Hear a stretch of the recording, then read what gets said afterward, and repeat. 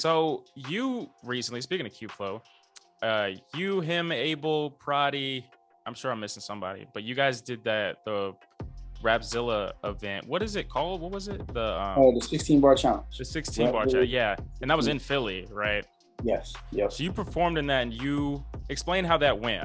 Because I still don't know the logistics of how many people started, and then when you started doing like rounds. So like, how far did you advance in that? It was like, I feel like it was like 16 of us. Was it 16 of us? It was close to that. It was a significant amount. And what we did was, the first 16, everybody goes their first round. Excuse me. And then 8 drop off. Wow. Or 12 or something like that. It was like a Thanos snap. Right. Like, it was really like one of them, like, yo, if you don't, you gotta get, and then because maybe it was 12 of us, and then 8 dropped off. Wow. And then it was 4 left. Yep, that's what it was. Wow. So it was 12 of us. The top 4 goes into the second round. Then after the second round, the top 2. Yeah. So I made it past the Thanos snap. Right. I made it to the second round of that, and then, man, I dropped the ball, man. I ended up slipping up on my bars, man. And I know why. Why? Confidence. Really? Not in the place. Confidence before the place. In the preparation. The confidence in the preparation. As I was writing, like, I knew the material, but and I guess I was literally like knowing thinking about the competition, thinking about who was in the competition and everything like that. It's like, all right, cool. Let me give my all to this, just in case. Like, I did that, and I kind of like was like, I was like, well, worst case scenario, that I'm gonna go out with a fight type of thing. Versus believing that I could possibly made it. Yeah. You know what I mean? So then I get through the first round, and now I'm in my second round. I have something, but I'm not as sure about it because I didn't spend as much time on it because I wasn't sure that would take place. You know. Gotcha. And at the same time, that helped me realize, like, you know, sometimes being in those environments help you realize what you made of. Yeah. And I think I shared this with you. Like, I would have no doubt in my mind, as I don't know if this sounds bad or not, but I have no doubt in my mind that if that was to take place anytime from here on, that I would win clearly, because I understand what I have in me now, and I only do that, I believe it as well. And so, like, it's like, oh man, I remember feeling insecure about that, what I had, and the way that it was responded to. Like, man, knowing that I could do better, I would love that. And so, anybody out there, man, that deals with, I guess, insecurity and lack of confidence, we have to overcome that. We all have to. And again, that's not the easiest thing to do, but and it's not something that I have 1,000% on. I have still some insecurities and lack of confidence in certain areas that arises that needs to be addressed.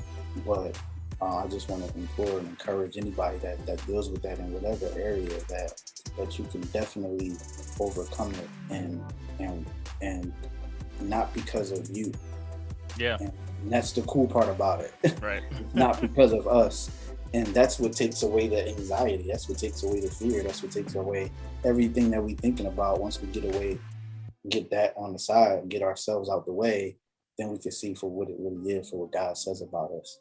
And if we can focus more on that and rehearse that more than we rehearse what we're feeling and what we're thinking and what we're afraid of, then I believe then we'll see results. So, you know, that's just something that, again, I need to practice myself and continue to practice in every area. So, you know. So, on a serious note, how did it feel beating Q-Flow out? Oh man, yeah. You know, it was crazy, man, because the way it was set up, we was talking trash leading up to, and I remember when he went up, I was talking to Joe, Uncle Joe, and I was like, watch, I'll be next. Right. So, and ironically, I was right after him. Wow, that's funny. And so I was like, man, y'all set this up. But in the sense of beating him out, or even Prodi too, put him in there too. Prodi, you got that work too, right? I can say this because this is my brother, so I can talk cash to my brothers, right? But in that part of the confidence, when you look at, you know, when you're people who you respect, that has really good skills, that has really good delivery, really good stage presence, et cetera, and other people respect them as lyricists as well. And you now, it's easy to look from afar, you know, if you put this song on that song or this song on that song, like that's so different things, but to put them on the same stage, right, same thing. Then, like, for me, it was like a testament, like for myself, that, like I said, that I belong, and from, you know, from Philly, so to let y'all know I belong too. You know what I mean? Like, so, like my from a competitive side, it's like, yo, if there was any lack of respect, or that's just Mike, it ain't there no more. Like, you know what I mean? But with those guys, I don't believe that was the case. But if it was, we cleared that up. Right. In round 2, whatever. Now it's like to me, that just did not, like I said, it boosted my confidence a lot in my writing, and like not knowing that it was there, but then being able to manifest that and to be able to express it in that playing field. Because I think if anybody would have asked, you know, just throwing it out there, like, how you think? Yeah, I don't make it past that first gauntlet, if you will, for a lot of people. You know, these guys are Rapzilla freshmen, and et cetera, which is, you know, I'm proud of them, man, for that.